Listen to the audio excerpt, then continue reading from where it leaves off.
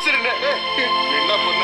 நாளைல இருந்து உங்க வேலைக்கு வந்துரு. நீ என்னவோ சொன்னிய, என் ஒய்ஃப் அவமானப்படக்கூடாதுன்னா அந்த பணத்தை திருட்டேன்னு சொல்லி, இப்ப அந்த பொண்ணு அவமானப்படலன்னு நீ நினைக்கிறியா? ஐயனார் துணை சீரியலோட ப்ரோமோ வந்திருக்கு. சோழன் வந்து ஓனர்கிட்ட ஃபீல் பண்ணி அவன்கிட்ட மன்னிப்பு கேட்பான். அப்போ அவன் வந்து ஓனர் வந்து நிலாவ பத்தி நல்லா பெருமையா பேசிட்டுருப்பாரு.